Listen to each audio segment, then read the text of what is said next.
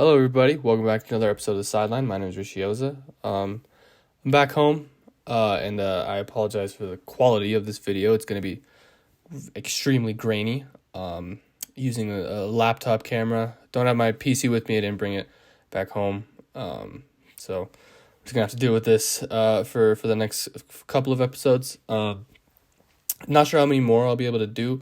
I will try and make some more in-depth videos on other topics like I was doing before. Before this, started to become more of a podcast thing. I might start making some content like that when I'm over in India, but we'll see. We'll see what I'm able to do. We'll see what I'm feeling about. But this is what it's going to be like for the next couple of ones. Once again, I do apologize. This is not the greatest of setups, but we're gonna roll with it. We're gonna roll with it. But we're gonna talk about both Nuggets and Broncos, and then some other nuggets of information from NFL, NBA, whatever small information I can get out. We're gonna start with the Nuggets. They played yesterday, and I'm not gonna really talk about anything big picture like I did last time, where I talked about their defense and kind of specifically like that. I'm gonna talk about some positives. Last episode was real negative, so I'm gonna talk about some positive players that I've been noticing, and one of them's been getting a lot of attention, even nationally. He's starting to get a lot of attention. And one of them has not been getting that much attention, and I think that he should be getting a lot more. So I'll talk about both of them. We're going to start off with Aaron Gordon, who I think has just been absolutely phenomenal this season for Denver. He's the guy who's been getting a lot of national attention. Well, not a lot, but he's been getting some bigger reporters start to talk about him in a very positive way, which I think is just great to see. So I'm going to just rattle off some stats here that I think are incredibly impressive from him.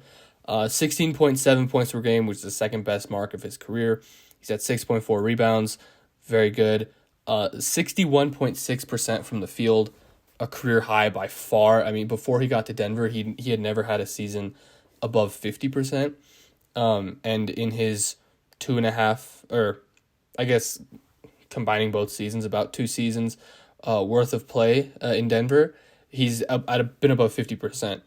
In his time here, and he has truly elevated his game this season. He's at 61% from the field, 38.5% from three, also career high, which is a very, very, very good mark for him, for anybody. I mean, 35%, 38% for anybody is really, really good, but especially for him, who really hasn't been above like 35% consistently for his career, to be at 38%, a decent chunk of the way into the season, is really, really good. He's at 67.7% true shooting percentage, which is, once again, ridiculous. That's a historically high mark. And here's the two most impressive points. Some of the more impressive stats that I've seen from Aaron Gordon: 70% on twos and 80% at the rim. That he's shooting 70% on twos and he's shooting 80% at the rim. That is unbelievable. And he's getting almost half of his shot attempts at the rim. And when you shoot 80% at the rim, you get half your shots there, you're going to be a pretty competent offensive player. Like, that's just how it works.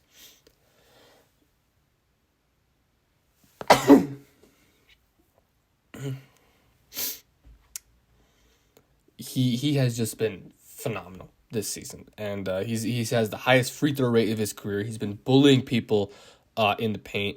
He also has one of the lowest 3-point rates of his career. So he's living in the paint while also taking very smart and efficient 3-point shots, which is exactly what Denver traded for. That's exactly what they needed when they traded for him. And he's playing like that. And I think he is the player who has benefited the most from the increased spacing that Denver's had this season. They get KCP in the trade, but they also get Michael Porter Jr. and Jamal Murray back. And that just helps the spacing so much. And he is benefiting from it so much because he's getting so many one-on-one matchups at the rim. And when players are driving and getting to the rim that are not him, and he's spaced out in the corner, he's getting wide open corner 3-point looks. He's getting wide open wing 3-point looks, and he's been knocking them down the entire season. Well, actually, not even the entire season, because to start the season, he was like 1 of 16 from 3. And he's just been an absolute heater ever since then. And I think there is a little to be desired from him defensively, but I don't think you can really judge him for that, because there's a lot to be desired from pretty much every single player on the Nuggets defensively so far this season. But I'm confident he'll be able to get back to the level he's been at the last couple of seasons. But offensively, I mean, he's playing the exact role that Denver wanted him to, and he's playing it as good as you could have asked him. So just I really wanted to highlight him. Another guy that I want to highlight, Bones Hyland. I don't think he's gotten nearly enough attention for his play this season. I think he's an elite offensive talent, and he's in spurts. Like, he has just shown so much. And I think over the course of the season, compared to last year, he's just shown so much more offensive growth than I think anybody expected.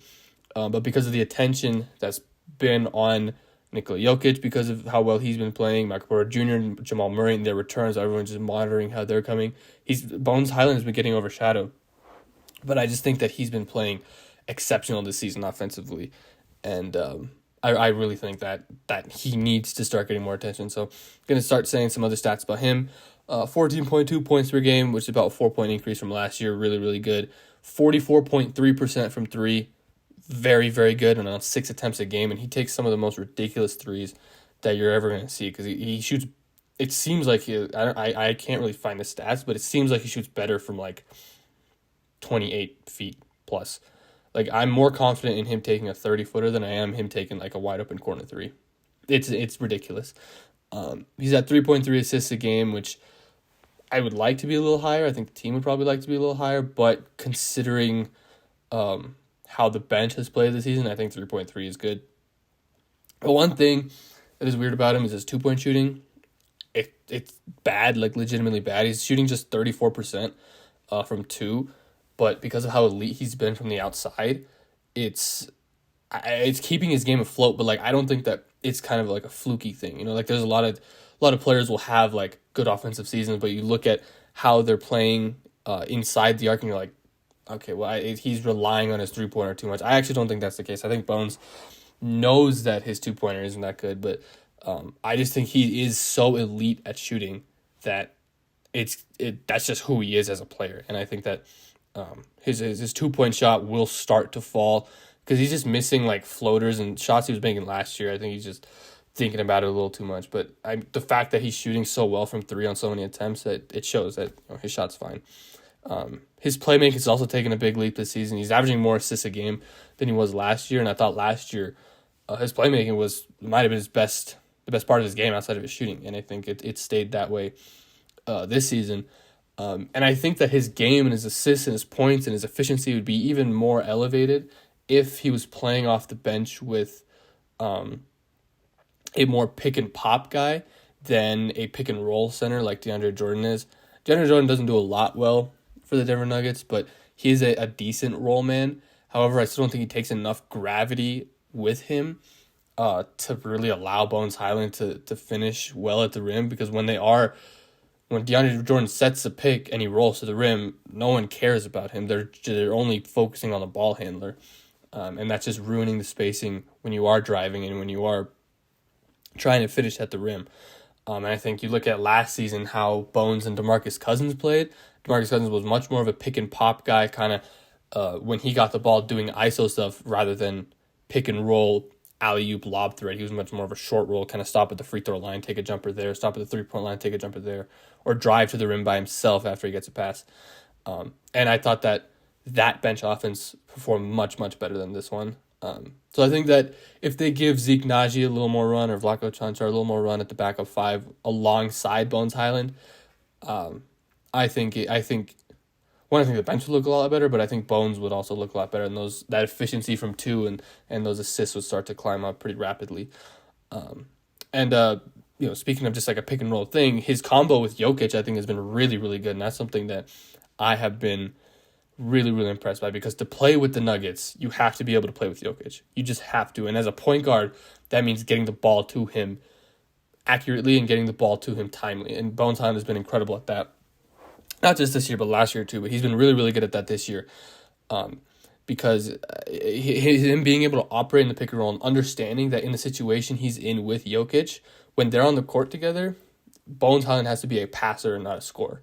Because on the bench, he's a scorer. He's a score-first guy, and he'll pass when he has to. But when he's playing with the starters, when he's playing with Jokic, he has to be a pass first guy, and he scores when he has to. And I think that he's been playing that phenomenally. The eye test backs it up, but the stats also back it up too. It's a 3.3 net rating with Bones and Jokic on the court as a two-man lineup. And for a team that's pretty much net neutral on the season in terms of net rating, that's pretty good. So I just really wanted to highlight that. Denver's been playing better defensively over the past few games. Clutch-wise, once again, I mean, they're just elite. Their clutch rating, after I recorded before they played Portland, and it actually has, or was it before Portland or before, I think it was before Dallas, and they were at like 85, and they played 3 games before since I recorded, and all 3 of the games have gone to clutch time. Their clutch defensive rating has dropped, actually. It went down to 82, which is even better, and it still leads the NBA by a country mile. So I think overall they know that they can defend. They're just picking and choosing when they have to, and you can't do that. You just cannot do that in the NBA. So I think that it shows that they're going to be able to do it at some point. At some point, they're going to be able to put it together and defend for a full 48 minutes for a stretch of games. And that's the only thing that you can ask for, because the offense is just incredible. I think Jamal Murray is really starting to get his rhythm back.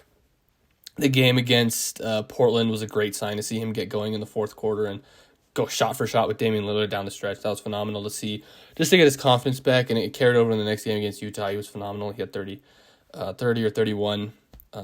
So I really like the way that the team's been playing over the past week or so. They really had a tough stretch. When it was, excuse me, it's 1:20 in the morning. I am not the most awake right now, but they had a really tough stretch from Atlanta, New Orleans, and Dallas. Not a fun stretch of games there, but they were able to flip it around. A much needed win against Portland. They back it up again against Utah. So they play Washington, I believe, at home on Wednesday. So hopefully we'll be able to see some better defensive habits coming around. Hopefully we'll be able to see Michael Porter Jr. as well. He's missed a lot of time with his heel injury, which it's been reported he's going to miss time with it. It's just the way that it is. Mason Plumlee had one, and he missed like 15 games. Chris Paul missed 14 games this season with a similar heel injury. So these ones just take time, but they'll come back. So it's going to be it for basketball. Moving on to football, we're going to start with the Broncos. I didn't talk about them last week because it's like, what else could I have said that I hadn't already said over the past like 4 times we've recorded? But this game, there's something different to talk about. The offense actually exploded. The offense had a really, really good game. By far the most entertaining game of the season, even though it was a loss. I mean, the season has been over for like about a month now. Really, since the bye week, it's been over. But I mean, I loved how Russell Wilson played. He finally looked healthy, moving around in the pocket and using his legs. The offense really needed a game like this, and like I said, they're mathematically eliminated already, but I truly think this is a huge step in the right direction. Love the way Russell played. I liked he took his check downs. The offensive line sucked, and he was getting barreled all game, but I love the way that he was able to maneuver around the pocket, take the lane when it was there, and I really liked it. And I thought that the offense performed much better when they were going up tempo, and when they're going really, really fast, and when it was really Russ calling the plays. It wasn't Hackett or Clint Kubiak. It was Russell Wilson who was calling the plays at the line of scrimmage and getting things going, and that's when the offense looked at its best. And that's when the offense looked at its best against Houston. That's when it looked at its best against Las Vegas in their first game. You know, that's when it looked best against Seattle. Is what I think Russell Wilson obviously he knows his strength better than anyone. I just don't think the coaching staff really understands him, but I think that this game was a huge, huge step in the right direction. Specifically for Jerry Jeudy, because he finally had his breakout game, and I hope that this game takes the media off his back, because they constantly are talking about his attitude, and he's not as good as he was touted. He's not this, he's not that, but I think that his talent is so obvious to see, and I feel like it was just it's so weird that the media hates him so much. Like, it's just weird, and I truly think he's the most talented receiver that Denver's had since Demaryius Thomas. Like, just in terms of route running, in terms of speed, in terms of knowing how to be a receiver. Like, he's the most talented that they've had since Demaryius Thomas in terms of pure talent. And he hasn't been able to show anything over his first 3 years because of how awful the quarterback situation has been. Right, his rookie year, he thought it was going to be Drew Lock. Drew Lock gets hurt. It's Jeff Driscoll. Then it's Brett Rippon. Then it's Drew Lock again. And then it's just in and out. Like, there was just no consistency. The coaching staff was not good. Last year, the same thing. Teddy Bridgewater couldn't get the ball to him. Then Drew Lock comes in. He can't get the ball to him. The coaching staff, not good. This year, coaching staff, not good. You think Russell Wilson's going to be able to get the ball to him, and he can't. They're just not looking his way. And I'm so happy he's able to have a game like this. They finally targeted him heavily today, and it paid off. And I think that he's wide receiver 1 material. Like, I think that if you just give him the targets, he's going to truly emerge as a top wide receiver on a team, on a good team too.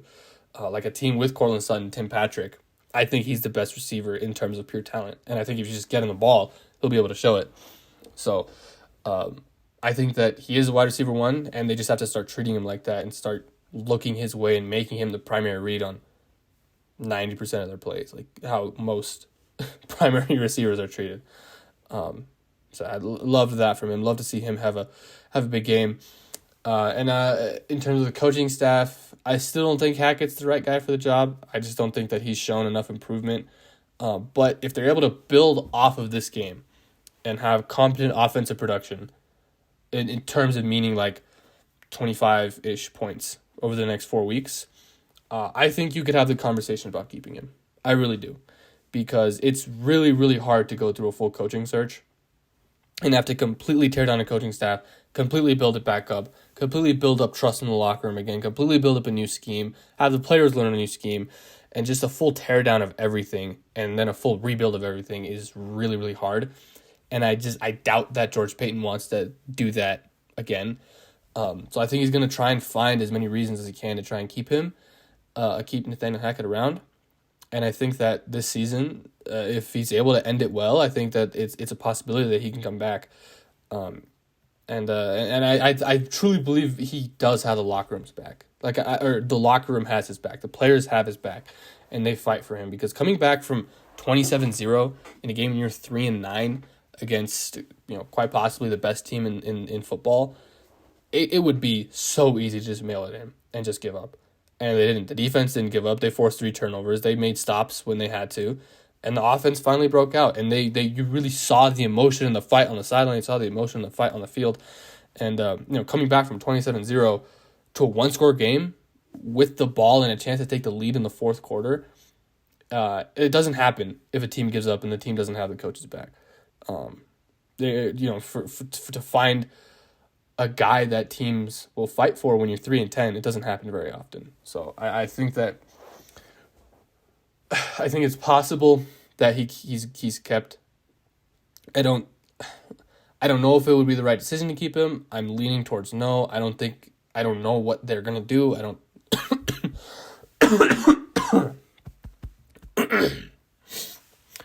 know what they're gonna do. I don't know if they're gonna keep him or not. But it's possible that they do. I'll say that. It's possible that they keep him and just try and give Russ and Hackett one more year together before they tear it down. Or you could tear it down with Russ and go after somebody else, like a Frank Wright or a Shane Steichen or a Jonathan Gannon, and go after it again. And just really try and go all in with Russell Wilson, give him one more year and say, all right, Hackett, you're out. And if that still fails, tear it down again. But we'll see. Yeah. Broncos are eliminated. Russell Wilson left the game with a concussion, a pretty bad one. He had a huge welt on his forehead. I'd be surprised if he plays the next game. There's really no reason to risk his health going forward. But I would love to see him because he deserved to be able to finish this game. And I think that if he's the guy, with the ball in chief territory at the end of the game, I think they win. Just based on the momentum of the game, I think that they win. I think they get a touchdown. Or at least they get into the red zone with him instead of Brett Rippon. Nothing against Brett Rippon. It's really hard to come into a situation like that against a team like that. And especially with how the offensive line was playing. They didn't do him any favors, but I think that with Russell Wilson in there, they would have won, and I think that it would have been fun to see him there, and I think that I want to see him with this team as much as possible, and I want to see him try and get a rhythm as much as possible, but there's no reason to put him out there and risk his health again, especially after an injury like today, where he was out on the field. I mean, he did not know where he was, so I don't know why he would put him out there, but we'll see what the coaching staff decides. But that's gonna be it for the Broncos. NFL notes, just some other quick ones. I think this game tonight, Sunday night, Dolphins Chargers. I think it showed that Justin Herbert's better than Tua, and I think that it was silly to have a conversation about that in the first place. I think it was very clear that I'm not saying Tua's a product of his coaching staff and his receivers, but it was very clear that more of his success was attributed to the fact that he had a very good coaching staff and elite weapons than Justin Herbert's success has contributed to his weapons and his coaching staff. And I just think that Herbert's incredibly underrated. I don't want to make this about Tua. This is actually supposed to be about Herbert. I think he's criminally underrated. Part of that is because his play callers treat him like he's like Trevor Siemian or something. Like, they just don't call plays down the field that often. Everything's like a 5-yard, 6-yard check down. It's really odd because I think that he's truly one of the most gifted passers I've ever seen. I think Patrick Mahomes and Josh Allen have more talented arms because of the way they're able to manipulate their arm angle, the way that they're able to throw on the run, and the fact that their arm strength doesn't dip when they throw on the run. But I think that Herbert has the strongest arm I've ever seen from someone with their feet set, because he's had so many throws over the course of his 3 seasons where his feet are set and he throws it 60 yards on a dime without even trying. Like, his feet are planted. It's unbelievable. And, that social media quarterback narrative that Emmanuel Acho is trying to push for absolutely no reason is so dumb, because he just is that good. Like, he gets posted on social media a lot because he's a good quarterback. Like, that's just what happens. I have no clue what that was about.